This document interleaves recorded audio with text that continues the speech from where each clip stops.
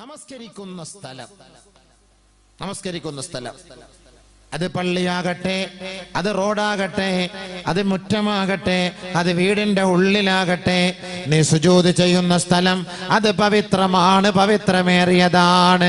നബിയുനാ ശഫീഉനാ റസൂലുള്ളാഹി സ്വല്ലല്ലാഹു അലൈഹി വസല്ലം തങ്ങൾ പറയുകയാണ്, മാ മിൻ അബ്ദിൻ യസ്ജുദു ലില്ലാഹി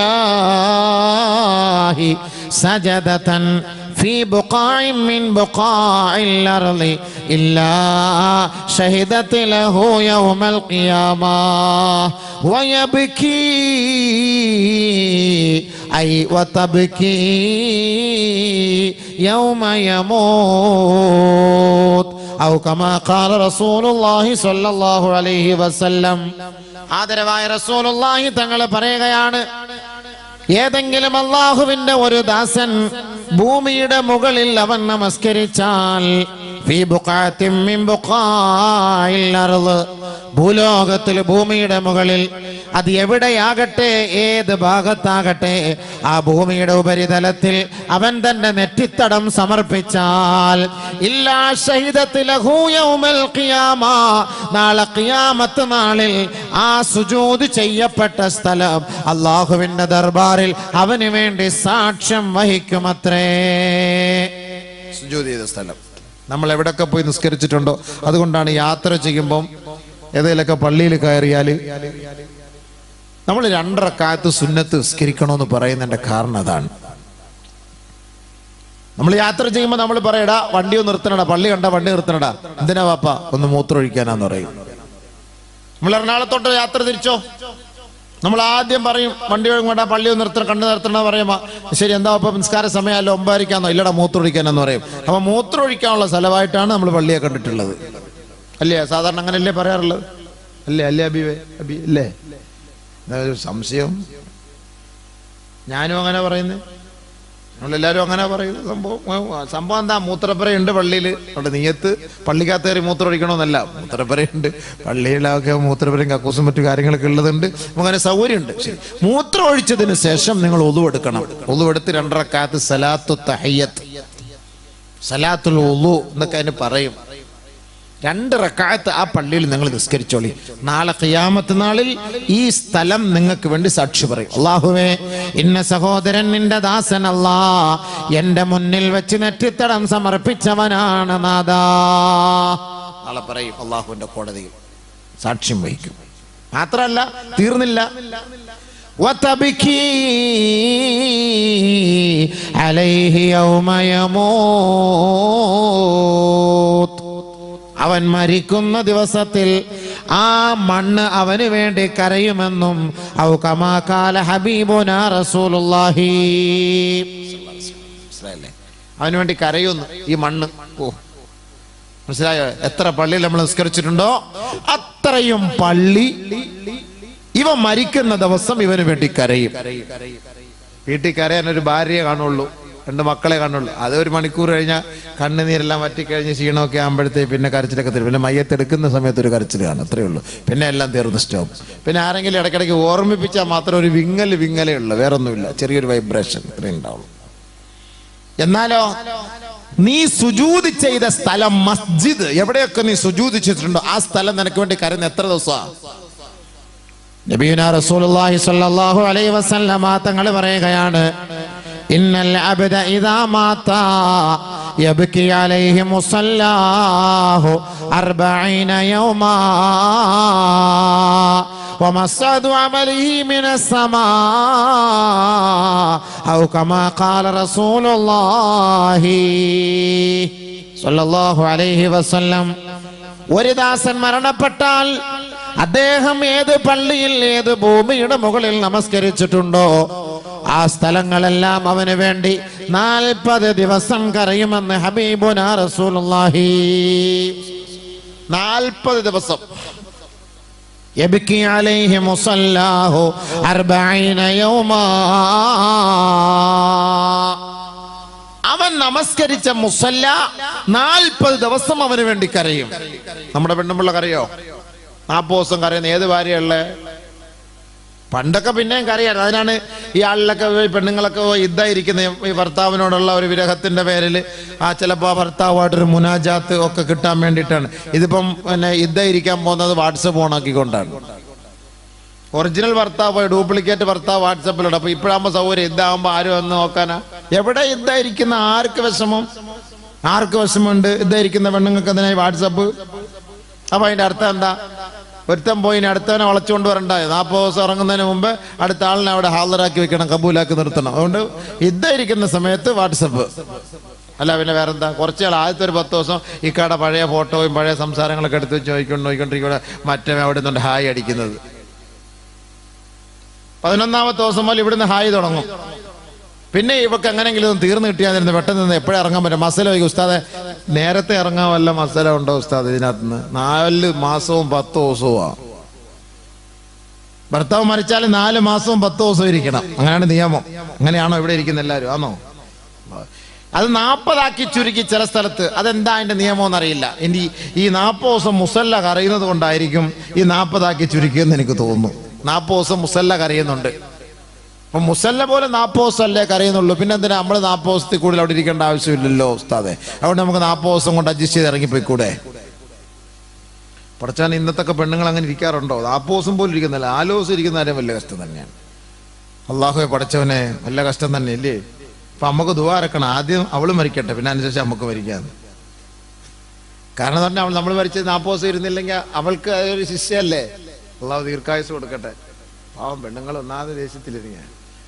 ഈ മരിക്കുന്നത് കൂടുതൽ ആണുങ്ങളാ, പെണ്ണുങ്ങളൊന്നും അല്ല സംഭവം. കണക്കെടുത്ത് നോക്കി നിങ്ങൾ, കൂടുതലും അങ്ങനെ തന്നെയാണ് അല്ലേ? കൂടുതലും കണക്ക് നോക്കുമ്പോൾ അങ്ങനെ തന്നെയാണ്. അള്ളാഹു താല നമുക്കൊക്കെ ആഫിയത്തും ദീർഘായുസൊക്കെ തരട്ടെ. പക്ഷെ ആ നിയമം നമ്മൾ പാലിക്കണം സഹോദരിമാർ. നമ്മുടെ നിയമം നമ്മൾ പാലിക്കണം. തലാക്ക് ചൊല്ലിയാൽ ആ 3 ശുദ്ധിയുടെ കാലയളവ് ഇരിക്കണം. തലാക്ക് ചൊല്ലപ്പെട്ട ഒരു പെണ്ണ് അവന് വേണ്ടി ഞാൻ ഇതായിരിക്കണം, അവക്കാൻ ഞാൻ ഇതല്ല, ഞാൻ കുന്തം കിട്ടിയ ഒരു കുത്തിയാണെ വെച്ച് കൊടുക്കാം, ഇതായിരിക്കാം അവന് വേണ്ടിയിട്ട്. ഏത് പെണ്ണ ഇതായിരിക്കുന്നത്? നമ്മുടെ പള്ളികളിലൊക്കെ തലാക്ക് ചൊല്ലിയിട്ട് പോകുന്ന പെണ്ണുങ്ങള്, ഈ പെണ്ണുങ്ങളെ ഉടനെ 2 ആഴ്ച കഴിഞ്ഞ് കല്യാണം ആലോചിച്ച് കല്യാണം കഴിപ്പിച്ചു കൊടുക്കാന്ന് എന്ത് നിയമം ഇത്? മനസ്സിലാകുന്നില്ല ഈ നിയമം. ഇത് എവിടുത്തെ നിയമം ഇത്? ഇതാര് പഠിപ്പിച്ചെടുക്കുന്നത്? കമ്മിറ്റിക്കാരെ കുറച്ച് പൊലൂസ് കിട്ടിയാൽ മതി. ഇത്ര കല്യാണം വേണം, ബൈ രാജാ ബൈ, ആട് മാഞ്ചി തേക്കിയ അല്ലാ, ഇങ്ങോട്ട് വൈ, കല്യാണം കഴിപ്പിച്ചെടുക്കാൻ ഞങ്ങൾ തയ്യാറാണ്. എന്ത് ഇസ്ലാമേശ്വരത്ത് ഉടനെ കമ്മിറ്റിക്കാർ മസല, ഉസ്താദ് അവള് പഴിച്ചു പോലും ഉസ്താദ്. അത് നിനക്കെന്തോണം അവള് പഴിച്ചു പോയാല്? ഈ കമ്മിറ്റിക്കാർക്ക് എന്താ വലിയ വിഷമം പോലെ? നാട്ടിലുള്ള പെണ്ണുങ്ങന്മാർ പഴിച്ചു പോകാതിരിക്കാൻ ഇവരെന്തോണ്ട് ഇവിടെ പ്രൊട്ടക്ഷൻ കൊടുക്കാൻ പോന്നാ? ഇവര് പറയുന്ന വാക്ക, നമ്മൾ ഈ പള്ളിയിൽ ഇരുന്ന അനുഭവം കൊണ്ടാണ് ഞാൻ ഈ പറയുന്നത് കേട്ടോ. നിങ്ങൾ വിചാരിക്കുന്ന ഈ പള്ളിക്കാരെല്ലാം പറയുന്നത്, അങ്ങനെ ധരിച്ചു പോരുത്. ഈ അള്ളാഹുവിന്റെ ഭവനം പറയുമ്പോൾ കമ്മിറ്റിയും പള്ളിയും ഒക്കെ ചർച്ച വരുമ്പം ഈ പള്ളിയാന്ന് വിചാരിക്കല്ലേ നിങ്ങൾ ഒരിക്കലും. അങ്ങനെ ചിലപ്പം ധരിക്കുന്ന അങ്ങനെയാണ്, ഈ പള്ളിയിലെ ആൾക്കാരായിരിക്കും.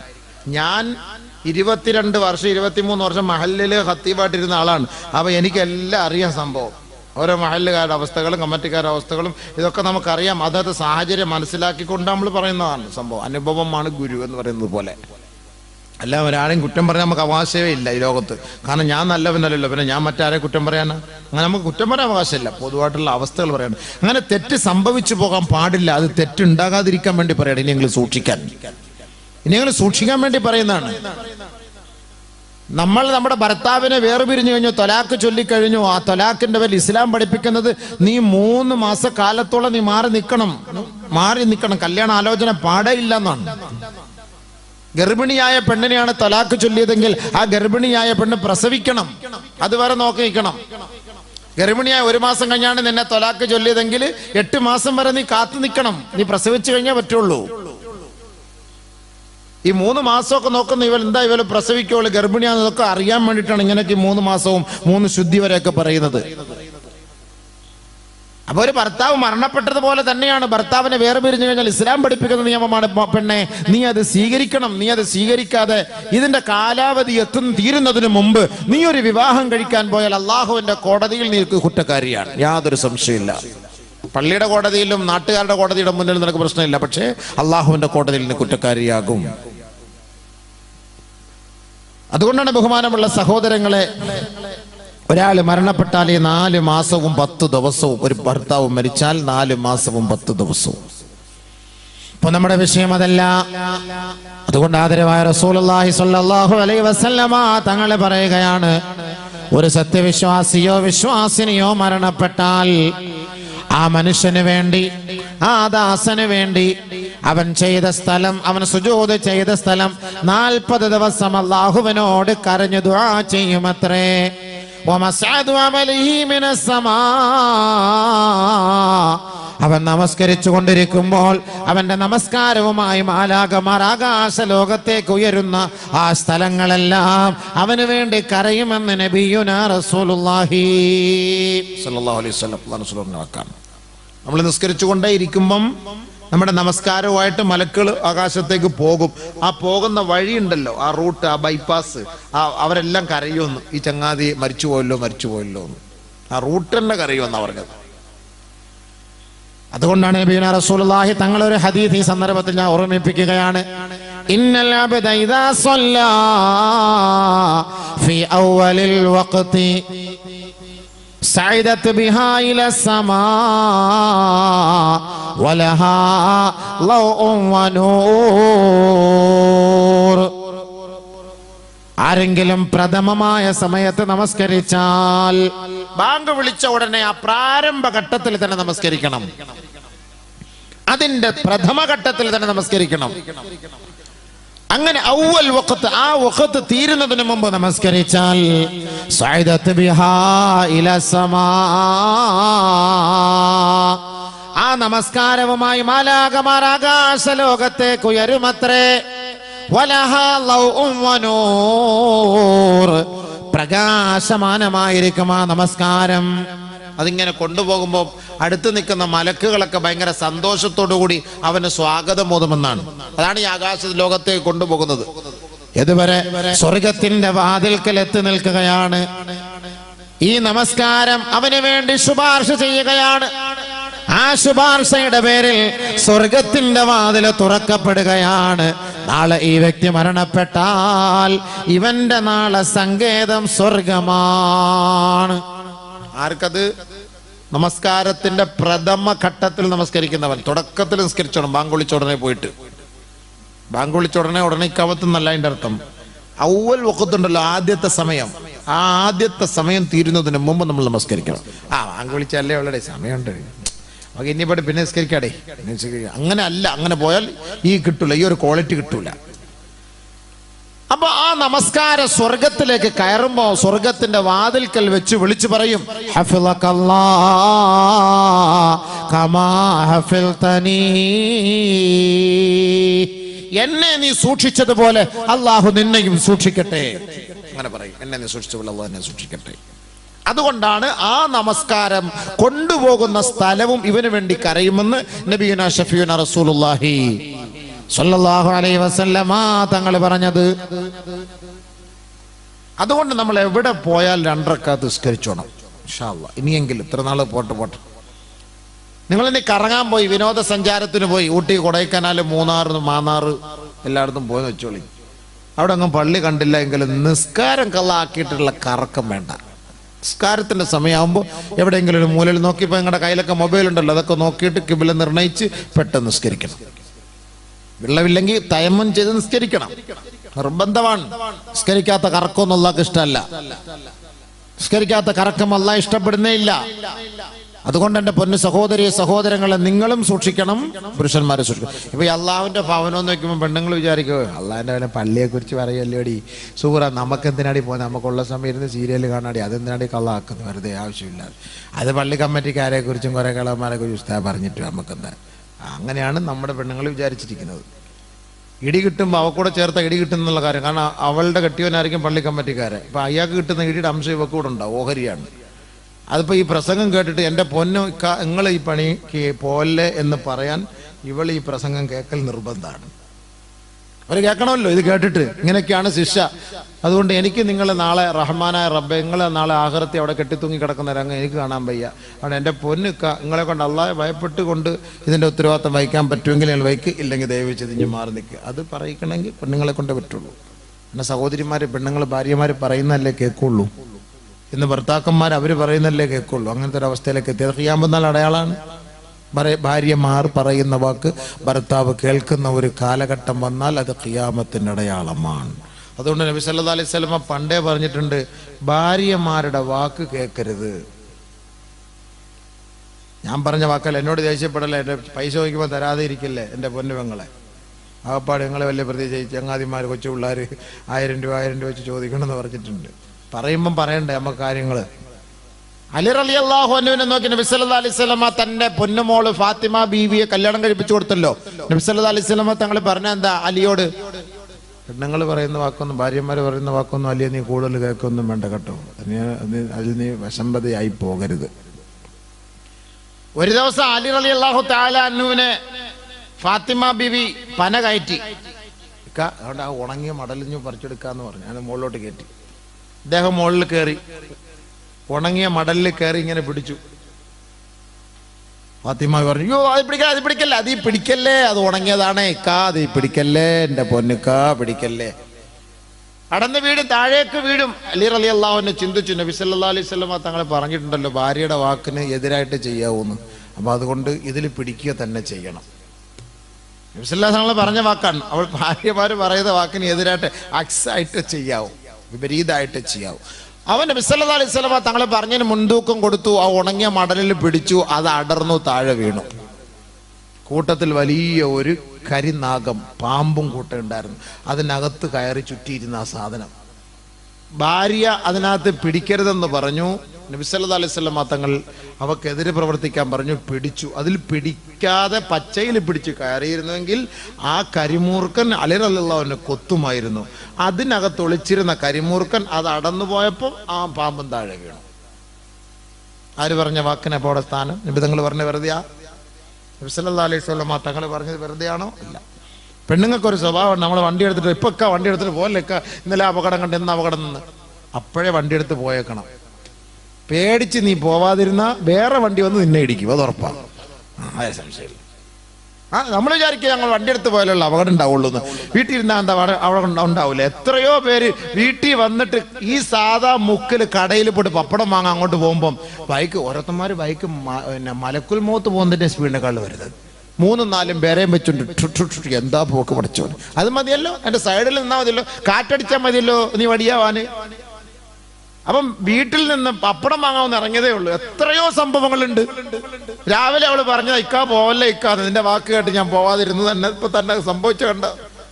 അങ്ങോട്ട് 2 കാലിൽ നടന്നുപോയി, തിരിച്ച് പപ്പടമായിട്ട് 1.5 കാലിൽ കയറി വരുന്ന സംഭവം. നിന്റെ വാക്ക് കേട്ടതായി കുഴപ്പം. ഇതങ്ങൾ പറഞ്ഞ വാക്കല്ല, ഞാനിങ്ങനെ ഒരു നർമ്മത്തോടുകൂടി പറയുന്നെങ്കിലും അല്ലാഹു റസൂൽ പറഞ്ഞ വാക്കല്ലേ എന്നും പറഞ്ഞ് പറ്റിയ അവളെ അങ്ങോട്ട് തടയണ്ട കേട്ടോ. നമ്മളെ പറ്റിയ അങ്ങോട്ട് തടയണ്ട. ചില വാക്കുകളൊക്കെ നമ്മൾ സൂക്ഷിക്കണം, തരുള്ളൂ. ചില കാര്യങ്ങളൊക്കെ നമ്മൾ സൂക്ഷിക്കണം, അത് നമ്മൾ ശ്രദ്ധിച്ചാൽ മതി. അതല്ലാതെ പറ്റ ഭാര്യ പറയുന്ന ഒന്നും സ്വീകരിക്കാതെ അങ്ങനെ അങ്ങോട്ട് വിടുക എന്നുള്ളതല്ല അതിൻ്റെ അർത്ഥം. ഖദീജ റളിയല്ലാഹു തആല അൻഹയെ കുറിച്ച് നബിയുനാ റസൂലുള്ളാഹി സ്വല്ലല്ലാഹു അലൈഹി വസല്ലമ തങ്ങൾ ആയിഷ ബീവിയോട് പറയുമ്പോൾ ആയിഷ ബീവി റളിയല്ലാഹു തആല അൻഹ ദേഷ്യപ്പെടുമായിരുന്നു. അങ്ങനെ ദേഷ്യപ്പെടുമ്പോൾ നബി സല്ലല്ലാഹു അലൈഹി വസല്ലമ തങ്ങൾ ആയിഷ ബീവിക്കൊന്നും വകവെച്ചു കൊടുക്കില്ല. പിന്നെ അങ്ങോട്ട് കൂട്ടി പറഞ്ഞുകൊണ്ടേയിരിക്കും. പിന്നെയും കുറച്ചുകൂടെ അങ്ങോട്ട് കൂട്ടും, അങ്ങോട്ട് പറച്ചില്. ഇപ്പൊ ആയിഷ ബീവി തന്നെ മനസ്സിലാക്കും, ഞാൻ പറഞ്ഞാന്ന് കേൾക്കുന്ന ലക്ഷണമൊന്നുമില്ല, അതിനേക്കാൾ നല്ല മിണ്ടായിരിക്കുന്ന തന്നെയാണ് ഖൈർ. പിന്നെ മിണ്ടൂല. ഖദീജ റളിയല്ലാഹു തആല അൻഹയെ കുറിച്ച് പറയുന്നത് ആയിഷ ബീവിക്ക് ഇഷ്ടപ്പെടില്ല. ആയിഷ ബീവിക്ക് എന്നല്ല, എന്താ അന്നത്തെ വികലമായ ചിന്താഗതി അത് അവർക്കല്ല. ഇന്നത്തെ നമ്മുടെ പെണ്ണുങ്ങൾക്ക് ഉണ്ടല്ലോ. മറ്റൊരു പെണ്ണിനെ കുറിച്ച് പറയുന്നത് നമ്മുടെ പെണ്ണുങ്ങൾക്ക് പിടിക്കൂല. വേറൊരു ഭാര്യയെ കുറിച്ച് നമ്മുടെ ഭാര്യയുടെ അടുത്ത് പറഞ്ഞാൽ പിടിക്കുമോ? അങ്ങനെ പിടിക്കൂല. അതാണ് എന്നതുപോലെ തന്നെയാണ് ഖദീജ റളിയല്ലാഹു അൻഹയെ കുറിച്ച് പറഞ്ഞത് ആയിഷ. പക്ഷെ എന്നാലും ആയിഷ ബിയുടെ വാക്ക് കേൾക്കാൻ നബി തങ്ങൾ ഇഷ്ടമല്ല, തിരിച്ചങ്ങോട്ട് അടിച്ചു കൊടുക്കും. സ്നേഹത്തിനൊരു കുറവും വരുത്തൂല കേട്ടോ, അത് വേറെ. സ്നേഹത്തിന് ഒരു കുറവും അല്ലാഹുവിന്റെ റസൂൽ ആയിഷ റളിയല്ലാഹു തആല അൻഹയോട് കാട്ടിയിട്ടേ ഇല്ല. സല്ലല്ലാഹു അലൈഹി വസല്ലമ തങ്ങളുടെ 12 ഭാര്യമാരിൽ ഹബീബുനാ റസൂലുള്ളാഹി തങ്ങൾക്ക് കന്യകയായിട്ടുള്ളത് ആയിഷ ബീവിയാണ്, ആയിഷ റളിയല്ലാഹു തആല അൻഹ. അപ്പൊ അതുകൊണ്ട് നബി സല്ലല്ലാഹു അലൈഹി വസല്ലമ തങ്ങൾ പറഞ്ഞു, എനിക്ക് എല്ലാ ഭക്ഷണത്തെക്കാളും സരീദ് എന്ന് പറയുന്ന ഒരു സൈസ് മാംസത്താലുള്ള ഒരു ഭക്ഷണമുണ്ട്, അതിനാണ് എനിക്ക് ഏറ്റവും വലിയ ഇഷ്ടം. അതേപോലെയാണ് എല്ലാ ഭാര്യമാരെക്കാളും എനിക്ക് ആയിഷയോടുള്ള ഇഷ്ടം അതേപോലെയാണ് എന്ന് നബി സല്ലല്ലാഹു അലൈഹി വസല്ലമ തങ്ങൾ പ്രത്യേകമായിട്ട് പറഞ്ഞിട്ടുണ്ട്. എന്നിട്ട് അല്ലാഹു റസൂൽ പറഞ്ഞ വാക്കാണ് ഖൈറു നിസാഇ അഹ്ലിൽ ജന്ന ഖദീജ. സ്വർഗത്തിലെ ശ്രേഷ്ഠയായ വനിതകൾ അത് ഖദീജയാണെന്ന് അല്ലാഹുവിന്റെ റസൂൽ പറഞ്ഞെങ്കിൽ ആയിഷ റളിയല്ലാഹു തആല അൻഹ പറഞ്ഞതിനെല്ലാം വിപരീതമായി നബിയുനാ റസൂലുള്ളാഹി തങ്ങളെ തിരിച്ചടിക്കുമായിരുന്നു. എന്നാലോ സ്നേഹത്തിനോ കുടുംബജീവിതത്തിനോ ഒരു കുറവും വരുത്തിയിട്ടില്ല. പെട്ടെന്ന് ചിരിക്കുകയും സോപ്പിടുകയൊക്കെ ചെയ്യും. നബി തങ്ങളുടെ ശൈലി എങ്ങനെയാണ്? നമ്മൾ ദേഷ്യപ്പെട്ട ഒരു ഒടുക്കത്ത് ദേഷ്യം, പിന്നെ പരിസരത്ത് പോലും പോകില്ല. അവള് വേണമെങ്കിൽ ഇങ്ങോട്ട് വരട്ടെ എന്നായിരിക്കും. അത് നല്ലതാ. വരുവോ ഇല്ലയോ എന്നറിയാം, നമുക്കൊന്ന് നോക്കൊന്ന് പരീക്ഷിച്ച് നോക്കാം. പണ്ടൊക്കെ വരുമായിരുന്നു, ഇപ്പം വരൂല. കാരണം എന്താ? ഇല്ല ഇജ്ജക്കൊണ്ട് എന്താ ഫായതയുള്ളത്? ഇവിടെ വേറെ ഇഷ്ടം പോലെ ആൾക്കാർ നമുക്ക് സമാധാനം സാന്ത്വനം തരാനുണ്ട്. അതൊക്കെ പണ്ട് പെണ്ണുങ്ങളെ വെറുപ്പിക്കാനും നിൽക്കണ്ട, സോപ്പിട്ട് നിന്നോ. സംഭവം എല്ലാം ഇറങ്ങി ഇവിടെ മുസ്ലിയാരുടെ പെണ്ണും പിള്ളേരെ വിളിച്ചു കൊടുന്നു. എന്തോ സഹിക്കാൻ പറ്റും? സഹിക്കാൻ വയ്യാതെ പേടിയായി. ഇപ്പോൾ വാതിന് പോകാൻ തന്നെ നമുക്ക്. പിന്നെ അല്ലാതെ നമ്മളിപ്പോൾ പോയി കഴിഞ്ഞാൽ തിരിച്ച് ആളവിടെ ഉണ്ടോ ഇല്ലോ നമുക്ക് അറിയില്ലല്ലോ. സംഭവം ഒളിച്ചോട്ടം ഇതെന്താ ഒളിച്ചോടുന്ന എന്തോ ഒരു പ്രത്യേക രസം പോലെയാന്ന് തോന്നുന്നു. സംഭവം ഒളിച്ചോടുന്ന രസം പോലെയാന്ന് അങ്ങനെ ആയിരിക്കും. ഇന്നത്തെ ഹിജ്റ എന്ന് കേട്ടിട്ടേ ഉള്ളൂ. സംഭവം ആ മൊയ്ലിയാർ പാവ വാട്സപ്പിനകത്തോടെ എന്ത് വിഷമത്തോടെ പറഞ്ഞു, എൻ്റെ പെണ്ണുമ്പോൾ എൻ്റെ പൊന്നാരും മോനും കൊണ്ടുപോയി. അല്ലാ ഇതെവിടെ സംഭവം? എന്താ കഷ്ടം എന്നാലോചിച്ചോ. കഷ്ടം. പള്ളിയിലൊക്കെ കിടന്ന മുസ്ലിയാക്കന്മാരുന്ന് കഷ്ടപ്പെട്ട് ചെറിയ ശമ്പളവും വാങ്ങി അള്ളാഹുവേ വ്യാഴാഴ്ച വീട്ടിലേക്ക് പോകുമ്പോൾ മസാല ദോശയും മേടിച്ചുകൊണ്ട് പോകും തിന്നാൻ. പോകുമ്പോൾ ഓളവിടെ കാണൂല. സംഭവം പോയി ഓട്ടോറിക്ഷക്കാരൻ്റെ കൂടെ. മസാല ദോശ ഒറ്റയ്ക്കായിരുന്നു അവിടെ തിന്നുക. എല്ലാവരും എന്ത് ചെയ്യുക? അങ്ങനെ അവസ്ഥ. അത്രയ്ക്ക് എന്താ ഈ അതപ്പതന്നെ എന്ത് കൊണ്ടായി ഈ ഒളിച്ചോടി ഓടുന്ന എന്താന്ന് ഒരു പിടുത്തവും കിട്ടുന്നില്ല. പഠിച്ചവനടപ്പ് ഇതെന്താ രസമോ? എന്ത് സംഭവിച്ചെന്നറിയില്ല. ചുമ്മാ ഇത്ര പ്രസംഗത്തിനുള്ള കുറവുണ്ടാ? എന്താ പ്രസംഗം വാതിന് പോവാന്നും പറഞ്ഞിറങ്ങി വന്ന് ഒളിച്ചോടി പോകുന്നു. അതാ രസം. വാതിന് പോവാന്ന് പറഞ്ഞാൽ വീട്ടിൽ നിന്ന് ഇറങ്ങുന്നത്, തിരിച്ച് ആളിനെ കാണില്ല. അതിന് പെണ്ണുങ്ങളെ ഒന്ന് വാതിനെ വിളിച്ചിട്ട് വരണ്ട, അവരവർ വീട്ടിൽ ഇരുന്നോട്ടെ. ഏറ്റവും നല്ല ഹൈറായ കാര്യം അത് തന്നെയാണ്. പക്ഷെ എന്താ ഇത്രയും പ്രസംഗിച്ചിട്ട് ഒരു മാറ്റം ഇല്ല. അതാണ് ഭയങ്കര വിഷമം വരുന്നത്. എന്താണെന്നറിയില്ല സംഭവം. നമ്മളിപ്പം മൊയിലിയാരായിപ്പോയില്ല. നമുക്ക് ഒളിച്ചോടാൻ പറ്റുമോ എന്ന് പരിശോധിച്ച് നോക്കാൻ വേണ്ടിയിട്ട് എന്തായി ഒളിച്ചോടുന്ന ഇത് ഒളിച്ചോടി നോക്കിയാലേ പരിശീലിക്കുക. ഇത് എന്താ സംഭവം എന്നറിയാൻ വേണ്ടിയിട്ട് ഒളിച്ചോടാൻ പറ്റും. ഇപ്പം അമ്മക്ക് പോയിട്ട് എന്താ സംഭവം അറിയില്ല. അല്ലാഹു അക്ബർ. ഇത്ര പ്രസംഗം കേട്ടിട്ട് ആളിങ്ങനെ അങ്ങോട്ട് പോയിക്കൊണ്ടിരിക്കുക. പോക്കിനൊരു കുറവില്ല. അതാരും തരുന്ന ഈ മിഠായി കിട്ടായി ഒന്നും വാങ്ങി കഴിക്കരുത്. ആരെങ്കിലുമൊക്കെ പുറത്തുനിന്നൊക്കെ കൊണ്ടുതരുന്ന അപരിചിതരായ ആളുകൾ തരുന്ന ഭക്ഷണം, അതിനകത്തൊക്കെ ചില ഹിക്മത്തുകളൊക്കെ പ്രയോഗിച്ച് ചെയ്യാം. അങ്ങനെയൊക്കെ ഉലമാക്കൾ പറഞ്ഞിട്ടുണ്ട്. അപ്പം അതിൻ്റെ പേരിലൊക്കെ ചിലപ്പം സ്വാഭാവികമായിട്ട് വീണു പോകാം. അതുകൊണ്ട് അങ്ങനെയുള്ള സാധനമൊന്നും തിന്നരുത്. I love you my Darly എന്നൊക്കെ പറഞ്ഞിട്ട് വലിയ ബിസ്ക്കറ്റ് കൊണ്ട് തരുമ്പോൾ അത് മുക്കാ കണ്ട റോഹിംഗ്യയിൽ കിടന്ന് പട്ടിണി കിടന്ന് വന്ന് തിന്നുന്ന പോലെയാണ് തിന്നുന്നത്. പിന്നെ അവൻ പറയുന്ന വഴിയിലേ ഇവള് സഞ്ചരിക്കുകയുള്ളൂ. സാധനം അതിനകത്തകത്തായിപ്പോയി സംഭവം. പിന്നെ എത്ര ഹദീസ് ഓതിയിട്ടും കാര്യമില്ല, ആയത്തെക്കുറിച്ച് ഓതിയിട്ടും കാര്യമില്ല സംഭവം. അതൊക്കെ ഒന്ന് സൂക്ഷിച്ചോ. നല്ലത്. ആവശ്യമില്ലാത്ത ആരും തരുന്ന മിഠായി ഒന്നും കാര്യം. സ്കൂളിലൊക്കെ പോകുന്ന കുട്ടികൾക്കൊക്കെ കൂട്ടുകാരികൾ സ്കൂളിൽ നിന്നൊക്കെ കൊടുക്കുന്ന മിഠായികളൊന്നും വാങ്ങി തിന്നാൻ സമ്മതിക്കല്ലേ. കുട്ടികളുടെ അടുത്തൊക്കെ പറയണം, അത് വീട്ടിലേക്ക് കൊണ്ടുതരാൻ പറയണം. കൊണ്ടുവന്നിട്ട് നിങ്ങളത് വാങ്ങിയേക്കണം, അത് കൊടുക്കരുത്. വെറുതെ പറഞ്ഞൊന്നുമല്ല സംഭവം. ഇതൊക്കെ വലിയ ഹിക്മത്തുകളാണ്. ഇതൊക്കെ നിങ്ങൾ അതിനകത്തൊക്കെ ഇച്ചിരി ആയത്തൊക്കെ ഓതി ഊതുന്ന പോലെ വേറെ ആൾക്കാർ അവരുടേതായ ആയത്തുകളൊക്കെ ഉണ്ട് സംഭവം. ശൈത്താൻ അള്ളാഹ് അങ്ങനെ ഒരു കഴിവ് കൊടുത്തിട്ടുണ്ടല്ലോ.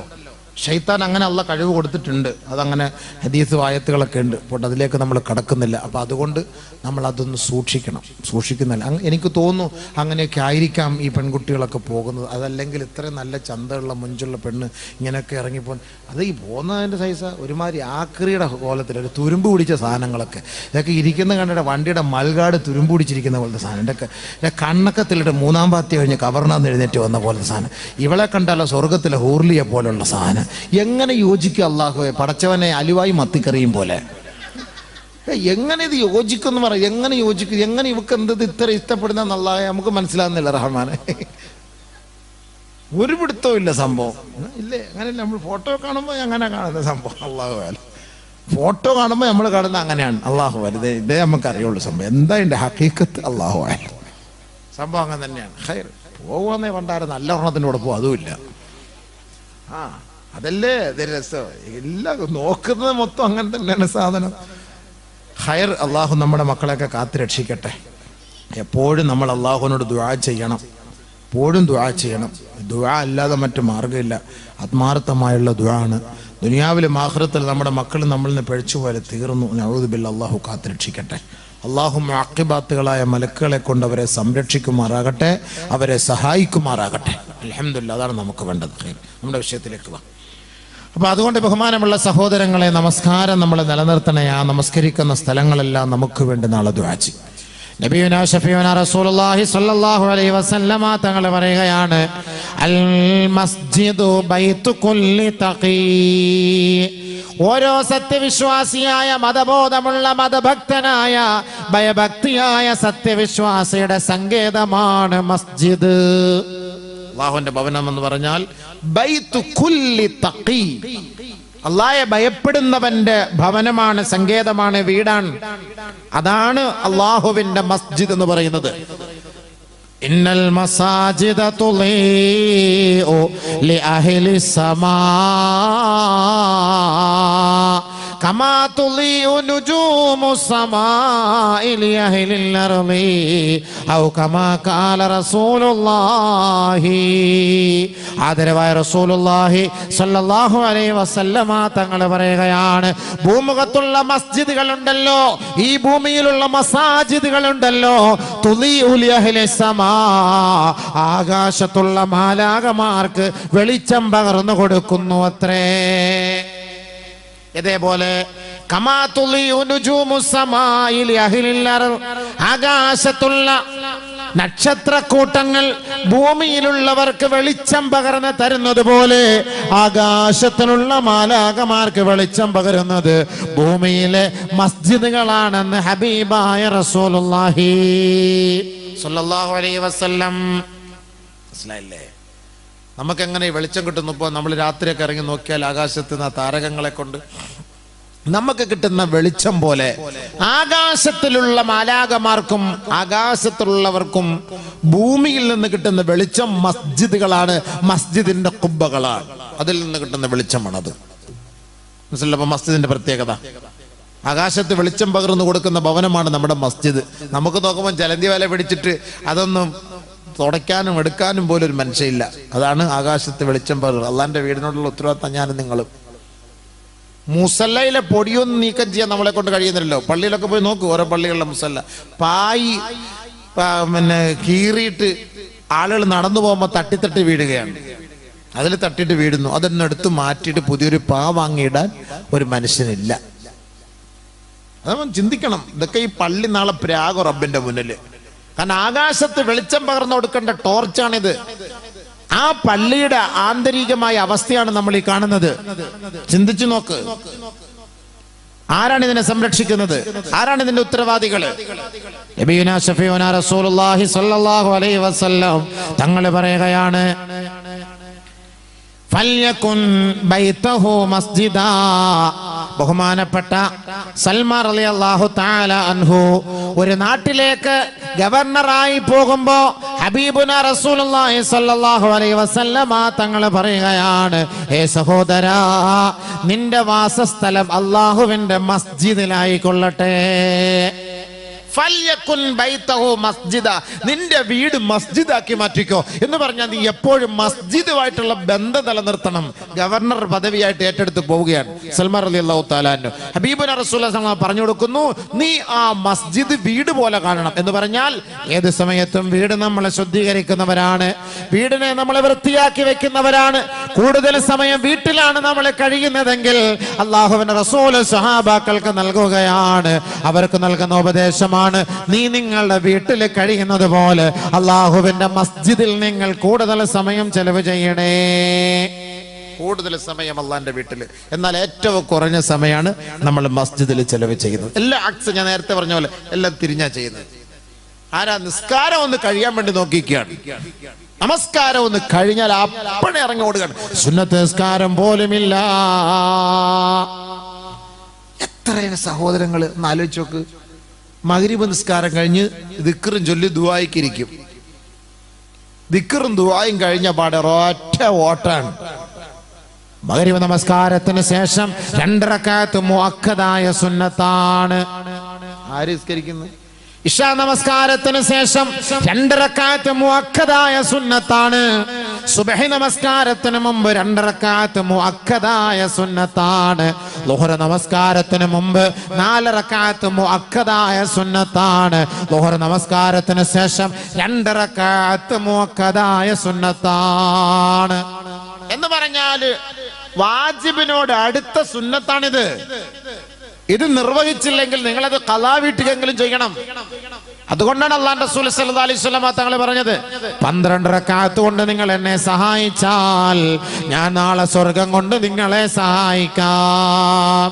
12 റക്അത്ത് സുന്നത്ത് നമസ്കാരം കൊണ്ട് ഏതൊരു സഹോദരൻ എന്നെ സഹായിക്കുന്നുവോ, ഏതൊരു സഹോദരി എന്നെ സഹായിക്കുന്നുവോ, അൽമനു ലഹും ബിൽ ജന്ന, അവർക്ക് ഞാൻ സ്വർഗം കൊണ്ട് ജാമ്യം നിൽക്കാം. സുബഹിക്ക് മുമ്പുള്ള 2 റക്അത്ത് നമസ്കാരം, ളുഹറിന് മുമ്പുള്ള 4 റക്അത്ത് നമസ്കാരം, ളുഹറിന് ശേഷം 2 റക്അത്ത് നമസ്കാരം, മഗ്രിബിന് ശേഷം 2 റക്അത്ത് നമസ്കാരം, ഇശാഇന് ശേഷം 2 റക്അത്ത് നമസ്കാരം. ഈ 12 റക്അത്ത് നമസ്കാരം നിങ്ങൾ നിർവഹിച്ചാൽ നാളെ സ്വർഗം കൊണ്ട് നിങ്ങൾക്ക് ഞാൻ സാക്ഷ്യം വഹിക്കാമെന്ന് ഔ കമാ ഖാല റസൂലുള്ളാഹി. എവിടെ നിസ്കരിക്കുന്നു? ഞാൻ എത്രയോ പള്ളി നിസ്കരിക്കാൻ പോന്നു, നിസ്കാരം ഫർള് നിസ്കാരം കഴിഞ്ഞു, അപ്പോഴേ പമ്പ് അടക്കുന്ന ആളുകൾ. ഞാനൊക്കെ പള്ളിയിലെ ഉസ്താദന്മാരുടെ ഞാൻ പറയും, ഉസ്താദേ നിങ്ങൾ ഇത്രയും സമയം ഇവിടെ ദിക്ർ ചൊല്ലിപ്പിച്ച് ദ്വാരപ്പിച്ച് വിട്ട് ആളുകളെല്ലാം എഴുന്നേറ്റ് പോയി. ഈ മഗ്രിബ് നിസ്കാരത്തിന് ശേഷമുള്ള മുഅക്കദായ സുന്നത്ത് നിസ്കരിച്ചോ എന്ന് അവരോടൊന്ന് ചോദിച്ചോ. ഇശാ നിസ്കാരം വിത്ർ നിസ്കരിക്കാതെ കിടന്നുറങ്ങുന്നു. വിത്ർ നബിയുനാ റസൂലുള്ളാഹി തങ്ങൾ പറയുകയാണ്, മല്ലം യൂതിർ ഫലൈസ മിന്നാ, വിത്ർ നമസ്കരിക്കാത്തവൻ നമ്മിൽപ്പെട്ടവനെ അല്ല. വിത്ർ നമസ്കരിക്കാത്തവൻ നമ്മിൽപ്പെട്ടവനെ അല്ല. ഇശാ നമസ്കാരം കഴിഞ്ഞ് 2 റക്അത്ത് സുന്നത്ത് കഴിഞ്ഞ് 3 റക്അത്ത് നിങ്ങൾ വിത്ർ നമസ്കരിക്കണേ. ആ വിത്ർ നമസ്കരിക്കാത്തവൻ നമ്മിൽപ്പെട്ടവനെ അല്ല എന്ന് ഹബീബുനാ റസൂലുള്ളാഹി സ്വല്ലല്ലാഹു അലൈഹി വസല്ലം. എത്ര പേര് വിത്ർ നിസ്കരിക്കുന്നു? എത്ര പേര് വിത്ർ നിസ്കരിക്കുന്നു? ചിന്തിച്ചു നോക്ക്. അല്ലെ നിസ്കാരം ഫർള് നിസ്കാരം, ഈ ഫർള് നിസ്കാരത്തിൽ വന്ന കോട്ടങ്ങൾ പരിഹരിക്കാനാണ് ഈ സുന്നത്ത്. ഇപ്പൊ ഫർള് നിസ്കാരം അങ്ങ് ശരിയായിക്കൊള്ളണമെന്നില്ലല്ലോ, അതിൽ വരുന്ന ന്യൂനതകൾ പരിഹരിക്കാനാണ് ഈ സുന്നത്ത്. 4 പുതിയ ടയറാ വണ്ടിയിൽ കിടക്കുന്നത്, എന്നാലും പഞ്ചറാകും. അതുകൊണ്ട് തന്നെ ഒരെണ്ണം നമ്മൾ സ്റ്റെപ്പിനാക്കി വെക്കുന്നത്. 4 ടയർ ഫർള്, 1 ടയർ സുന്നത്ത് വെച്ചേക്കാണ്. എന്തിനാണെന്നറിയാം? അത് പഞ്ചറായത് അങ്ങോട്ട് കയറ്റിയിടാൻ, അഡ്ജസ്റ്റ്മെന്റ് ചെയ്യാൻ. അതിനാണ് സംഭവം. അല്ലെങ്കിൽ ഇത്രയും വലിയ വിലപിടിപ്പുള്ള വണ്ടിക്ക് 5 ടയർ എന്തിനാ സംഭവം? അതിന്റെ ആവശ്യം എന്താ? അപ്പൊ അതുകൊണ്ട് ഇത് സുന്നത്താണ്. എന്തെങ്കിലും ഒരു പ്രശ്നം വന്നാൽ, അതിന് പ്രശ്നം വന്നാൽ ഇത് അങ്ങോട്ട് അഡ്ജസ്റ്റ്മെന്റ് ചെയ്യും. നാളെ ആഖിറത്തിൽ നമ്മുടെ ഫർള് നിസ്കാരത്തിൽ എന്തെങ്കിലും ഒരു പ്രശ്നം വന്നാൽ അള്ളാഹു മലക്കളോട് ചോദിക്കും, അല്ല ആ ഏടെടുത്ത് ചോദിക്കേ, സുന്നത്ത് വല്ലതും ഉണ്ടോന്ന് നോക്കിയേ, സുന്നത്ത് വല്ലതും ഉണ്ടോന്ന് നോക്കിയേ. നോക്കുമ്പോൾ സുന്നത്തല്ല, അള്ളാഹ് ഒളിച്ചോട്ടമാണ്. ഫർള് കഴിഞ്ഞോടനെ ഓട്ടമാണ്, മൊത്തം ഓട്ടം. സീഡിക്കകത്തുള്ള കാണിച്ചു കൊടുക്കും. നിസ്കാരം കഴിഞ്ഞ പാടെ ഓടുകയാണ്. പിന്നെ എവിടെയാണ് സുന്നത്തുള്ള? അള്ളാഹുമായിട്ട് മലക്കളാലോചിക്കും, എന്ത് ചെയ്യാൻ ഇപ്പൊ ഇവനെ ആ 2 പൊട്ടീര് കൊടുത്തിട്ട് കയറ്റി വിടും. അല്ലാണ്ട് എന്ത് ചെയ്യാൻ? പൊട്ടീര് ചെറിയ പൊട്ടീരൊന്നുമല്ല, ഒരെണ്ണം കിട്ടിയാൽ തീർന്നു സംഭവം. നമ്മള് അതിന്റെ 60-30 വർഷം വരെ കാണാം. അള്ളാഹ് കാത്തിരക്ഷിക്കട്ടെ പഠിച്ചവനെ. അതുകൊണ്ട് സുന്നത്ത് നിസ്കാരം മുടക്കണ്ട, അത് കയ്യോടങ്ങ് എടുത്തോളി. സുന്നത്ത് നിസ്കാരം അല്ല, നിസ്കാരത്തിന്റെ ഫർള് അതിന്റെ പരിഹാരങ്ങൾ കാണാൻ ഈ സുന്നത്ത് നിസ്കാരം. ഈ 12 റക്അത്ത് സുന്നത്ത് ആര് നിർവഹിക്കുന്നു, സ്വർഗം കൊണ്ട് ഞാൻ അവർക്ക് ജാമ്യം നിൽക്കാം. നിബിധങ്ങൾ പറഞ്ഞ വാക്കാണ്. ഇത് എളുപ്പം ഫ്രീ ആയിട്ട് കിട്ടുന്ന കാര്യമല്ലേ സ്വർഗം? ഫ്രീ ആയിട്ട് കിട്ടുന്ന കാര്യങ്ങൾ ഈ 12 റക്അത്ത് സുന്നത്ത് നിസ്കരിക്കുന്നതിലൂടെ. അപ്പൊ അതുകൊണ്ട് ബഹുമാനമുള്ള സഹോദരങ്ങളെ മനസ്സിലാക്കണേ. ആദരവായ റസൂലുള്ളാഹി സ്വല്ലല്ലാഹു അലൈഹി വസല്ലം തങ്ങൾ പറയുകയാണ്, അള്ളാഹുവിന്റെ മസ്ജിദ് എന്ന് പറയുന്നത് ഓരോ സത്യവിശ്വാസിയുടെയും ഉത്തരവാദിത്തമാണ്. എന്താണ് സംഭവം? വെളിയിൽ നിൽക്കുന്ന ആളുകൾ അകത്തോട്ട് വന്നിരിക്കാൻ പറയണമെന്നോ? എന്തിനാ? അവർക്ക് ഇഷ്ടമുണ്ടെങ്കിൽ വട്ടപ്പ, അല്ലെങ്കിൽ ആരോടെ നിന്നോട്ടെ. നമ്മളെന്തെങ്കിലും കൊച്ചു പിള്ളേരുമല്ല ഒന്ന് അകത്തോട്ട് ഭാഗത്തോട്ട് വന്ന് പറയാൻ. അവരോട് എന്തെങ്കിലും വാത് കേൾക്കല്ലേ? ഇനി അവരെ ഓടിച്ചുവിടാൻ വല്ല പ്ലാനുണ്ടോ? അവരവിടെ നിന്നോട്ടെ. ചിലപ്പോൾ ഈ പള്ളി കമ്മിറ്റിക്കാരായിരിക്കും, എന്താ പറയുന്നത് അറിയാൻ വേണ്ടിയിട്ടായിരിക്കും വെളിയിൽ നിൽക്കുന്നത്. അകത്ത് നിന്നാല് ഇറങ്ങി പോകുന്നത് ശരിയല്ലല്ലോ അതോർത്ത്. ഇഷ്ടപ്പെട്ടാണെങ്കിൽ നിൽക്കുക, ഇഷ്ടപ്പെടാത്താണെങ്കിൽ അവരങ്ങനെ അങ്ങോട്ട് പോകും. അതവർ ഇരുന്നോട്ടെ, ഇഷ്ടമുള്ളവർ വന്ന് നിൽക്കുന്നെങ്കിൽ ഇരുന്നോട്ടെ. അൽഹംദുലില്ലാ. ഇത്രയും പേര് സമാധാനമായിട്ടിരുന്ന് കേൾക്കല്ലേ, കേട്ടോട്ടെ. അൽഹംദുലില്ലാ, കേട്ടാൽ മതി. എവിടെ നിന്നാലും ഇരുന്നാലും. പിന്നെ ഒരു സദസ്സിൻ്റെ ഒരു മര്യാദയാണ്. നമ്മൾ കസേരയും കാര്യങ്ങളൊക്കെ ഇട്ടിട്ടുണ്ട്, വന്നിരിക്കാം. അൽഹംദുലില്ലാ, സ്വീകരിച്ച് അവരിത്രയും വലിയ പന്തലൊക്കെ വിധാനിച്ച് വളരെ വിശാലമായ സൗകര്യമൊക്കെ ഒരുക്കി. അൽഹംദുലില്ലാ, കൊച്ചുകുട്ടികളാണ്. ഞാൻ 3 വർഷം മുമ്പ് ഇവിടെ ഒന്ന് പ്രസംഗിച്ചപ്പോഴും ഉമ്മാർക്ക് ഇത്രേ നീളമുള്ളൂ. ഈ 3 വർഷം കഴിഞ്ഞിട്ട് ഇത്രേ നീളമുള്ളൂ ഉമ്മാർക്ക്. ഞാൻ ഉമ്മാരത്ത് വെച്ച് നിങ്ങൾക്ക് എന്താ നീളം വെക്കൂലേ സാധനം? ഒരുത്തൻ ഗൾഫിൽ പോയിട്ട് വന്ന് അവനും നീളമില്ല സംഭവം. ഇത് കുള്ളന്മാരുടെ വല്ല സംഘടനയാണെന്ന് എന്നറിയില്ല. എല്ലാവരും ഒരേപോലെ തന്നെ. 3 വർഷം മുമ്പ് വന്ന് അങ്ങനെ തന്നെ, ഇപ്പോഴും അങ്ങനെ തന്നെ. എന്തായാലും അവരതിനു വേണ്ടി കഷ്ടപ്പെട്ട് പാടുപെട്ട് പാവം കുട്ടികളാണ്. അൽഹംദുലില്ലാ. ഇത്രയും നല്ല മനോഹരമായ പന്തലൊക്കെ ഉണ്ടാക്കി ഒരുക്കി തരുമ്പോൾ നമ്മളിന്ന് സഹരിച്ചു കൊടുക്കണ്ടേ? അവർക്കൊരു സന്തോഷം കൊടുക്ക്. കാക്കാമാർ നിങ്ങളൊന്ന് കയറി ഇരുന്നോളി, അവർക്കൊരു സന്തോഷം കൊടുക്കും. നിങ്ങൾ സമയമാകുമ്പോൾ പോയിക്കോ. അൽഹംദുലില്ലാ ഞാനും പോകും, നിങ്ങൾക്ക് മുമ്പേ ഞാനും ഓടും. 11 മണി വരെ ഉള്ളൂ നമുക്ക് സമയം, ഇത്രയേ ഉള്ളൂ. നമുക്ക് എല്ലാവർക്കും ഒരുമിച്ച് പോകാം. ബാ ഇൻഷാ അല്ലാഹ് കയറി ഇരുന്നൂടെ, അവരെ ഒരു സന്തോഷമല്ലേ. മർഹബ എന്നാ പേര്. മർഹബ എന്ന് പറഞ്ഞാൽ എന്താ? അഹ്ലം വസഹല മർഹബ, വാ ഞങ്ങൾ സ്വീകരിക്കുന്നു, welcome for you coming please എന്ന് പറയുന്ന പോലൊക്കെ തന്നെയാണ്. ഖൈർ നബിയുനാ റസൂലുള്ളാഹി സ്വല്ലല്ലാഹു അലൈഹി വസല്ലമ തങ്ങൾ പറഞ്ഞു, ഈ പരിശുദ്ധമായ മസ്ജിദ് എന്ന് പറയുന്നത് ഓരോ തഖ്വയുള്ളവന്റെയും ഗേഹമാണ്. ഫമൻ കാനത്തിൽ മസാജിദു ബൈതഹു, ആരെങ്കിലും തന്റെ വീട് പോലെ മസ്ജിദിനെ അവൻ സ്വീകരിക്കുകയും ആദരിക്കുകയും ബഹുമാനിക്കുകയും ഇബാദത്ത് കൊണ്ട് അലങ്കരിക്കുകയും ചെയ്താൽ ലമിനല്ലാഹു ലഹു അർറൗഹ വറാഹ വൽ ജവാസ് അല സിറാത്ത്. അല്ലാഹു അവന്റെ കാര്യം ഏറ്റെടുത്തിരിക്കുകയാണ്, അവന്റെ ആത്മാവിനെ പരിശുദ്ധിപ്പെടുത്തിയിരിക്കുകയാണ്. അല്ലാഹു നാളെ സിറാത്ത് എന്ന പാലത്തിലൂടെ അവനെ വളരെ വേഗതയിൽ സ്വർഗത്തിൽ കടത്തിക്കൊള്ളാമെന്ന് പടച്ച തമ്പുരാൻ ഇതാ ഏറ്റെടുത്തിരിക്കുന്നു സഹാബ. അതുകൊണ്ട് നിങ്ങളുടെ ഭവനം പോലെ അള്ളാഹുവിന്റെ മസ്ജിദിനെ നിങ്ങൾ പരിഗണിക്കണേ. നമ്മുടെ വീട് പോലെ നമ്മുടെ മസ്ജിദിനെ നമ്മൾ പരിഗണിച്ചാൽ സ്വർഗത്തിലേക്കുള്ള വഴി അള്ളാഹു വളരെ വേഗത്തിൽ എത്തിച്ചു തരും. അതാണ് ഹബീബന റസൂലുള്ളാഹി തങ്ങൾ പറഞ്ഞത്. ആത്മാവിന് ശാന്തി നൽകും, സമാധാനം നൽകും, റൂഹിന് ആനന്ദമുണ്ടാകും.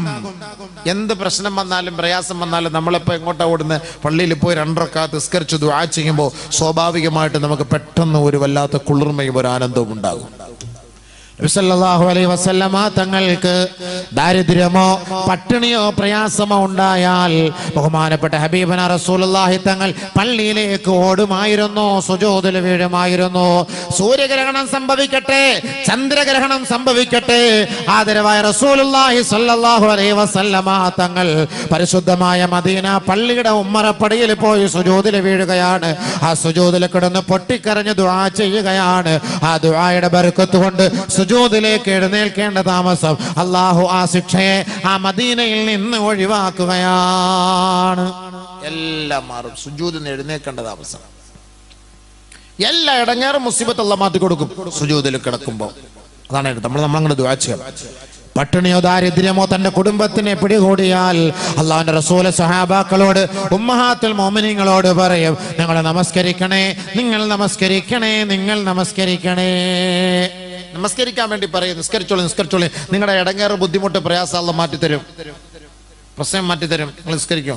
അമറഹും ബിസ്സലാഹ്, അള്ളാഹുവിന്റെ റസൂൽ അവരോട് കൽപ്പിക്കും, നമസ്കരിക്കുവിൻ, നമസ്കരിക്കുവിൻ. എന്ത് പ്രശ്നം വന്നാലും അതാണ് അതിന്റെ പരിഹാരം. 2 റക്അത്ത് പോയി സുന്നത്ത് നിസ്കരിച്ച് അള്ളാഹുവിന്റെ ദുആ അടച്ചാൽ ഇന്ന് ഒന്നും കിട്ടുന്നില്ല, കച്ചവടം ഒന്നും നടന്നില്ല, അള്ളാഹ് നീ എന്നെ സഹായിക്കണം അടച്ചാൽ 2 റക്അത്തിന്റെ സുന്നത്ത് നിസ്കാരത്തിന്റെ ബർക്കത്ത് അപ്പം നിങ്ങൾക്ക് അവിടെ കാണാം, ഇപ്പം അവിടെ കാണാം. അതുകൊണ്ട് ഏത് വിഷയം വന്നാലും പെട്ടെന്ന് പള്ളിയിലേക്ക് ഓട്. അള്ളാന്റെ വീടാണ്. ആ വീട്ടിൽ ഇരിക്കേണ്ടവർ ആരാണ്? ആ മസ്ജിദിൽ ഇരിക്കേണ്ടവർ ആരാണ്? ഹബീബുനാ ഷഫീഉനാ റസൂലുള്ളാഹി സ്വല്ലല്ലാഹു അലൈഹി വസല്ലമ തങ്ങൾ പറയുകയാണ്, ഇന്നലിൽ മസാജിദി ഔതാദാ അൽ മലായികതു ജുലൂസുൻ.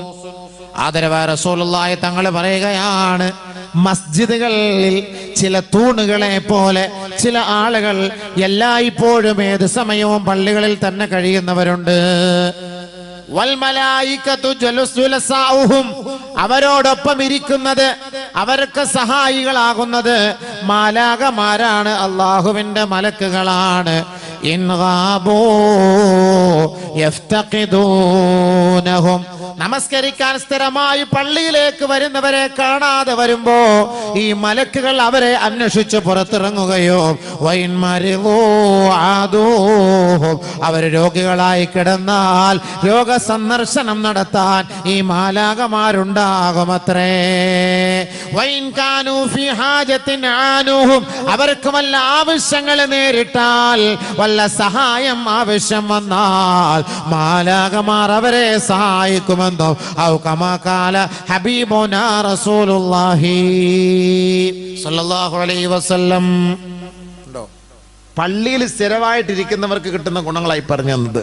എന്ന് പറഞ്ഞാൽ ചില ആളുകളുണ്ട് പള്ളിയിൽ തന്നെ ഇവനെ എപ്പോ നോക്കിയാൽ സേനുദ്ദീനോട് ആ പള്ളിയിൽ പോയി നോക്കുക, അയാളവിടെ കാണും. കറക്റ്റ് ആണ്, അങ്ങനെ പറയണം. ഒരാളെ എപ്പം നോക്കി കണ്ടില്ലയോ, അവനെവിടെ വിളിച്ചിട്ട് കിട്ടിയില്ല, ആ പള്ളിയിൽ പോയി നോക്കുക. അവൻ ചുമ്മാ ഫോൺ സൈലന്റ് ആക്കി വെച്ചിട്ട് എപ്പോഴും അവനൊരു പള്ളിയുണ്ട്. നമുക്ക് ആർക്കും പള്ളിയില്ലാത്ത പോലെ എപ്പോഴും കുറെ പള്ളിയിൽ പോയി പടക്കാനെ പോയി നോക്കുക, അവിടെ കാണാൻ അവിടെ ചുരുണ്ടി കിടക്കുന്നുണ്ടായിരിക്കും. ഉറങ്ങണമെങ്കിലും പള്ളി. അതൊരു ഈമാനുള്ളവന്റെ അടയാളം. അബീവേ, ആ പള്ളിയിലൊന്ന് ഉറങ്ങിക്കോട്ടെ, അവനൊരു ഈമാനുള്ളവന്റെ അടയാളാണത്. എപ്പോഴും അള്ളാന്റെ വീട്. മരിക്കാണെ പള്ളി കിടന്ന് മരിച്ചെന്ന് പറയാമല്ലോ, ഇത് റാഹത്തായിരിക്കും. അത് ഒരു ചെറുപ്പക്കാരൻ പള്ളിയായിട്ട് ബന്ധപ്പെടുന്നത് കണ്ടാൽ ഫഷ്ഹദു ലഹു ബിൽ ഈമാൻ, അവൻ ഈമാൻ ഉണ്ടെന്ന് നിങ്ങൾ വിശ്വസിക്കണേ, ഈമാൻ ഉണ്ടെന്ന് നിങ്ങൾ സാക്ഷ്യം വഹിക്കണേ. നബിയുനാ റസൂലുള്ളാഹി അല്ലാഹു റസൂൽ പറഞ്ഞ വാക്കാണ്. അപ്പൊ പള്ളിയുമായി എപ്പോഴും ബന്ധപ്പെടുന്ന ആളുകളുടെ കൂട്ടത്തിൽ ഇരിക്കുന്നത് ആരാണ്? ഇന്നമാ യുജാലിസു റബ്ബഹു അൽ മസാജിദു മജാലിസുൽ കിറാം. മസ്ജിദ് എന്ന് പറയുന്നത് മാന്യന്മാരുടെ സങ്കേതമാണ്, മഹത്തുക്കളുടെ വാസസ്ഥലമാണ്. ആരെങ്കിലും മസ്ജിദിൽ ഇരുന്നാൽ ഫൈന്നമാ യുജാലിസു റബ്ബഹു, അവനോടൊപ്പം സഹവസിക്കുന്നത് അല്ലാഹു ആണ്. അവന്റെ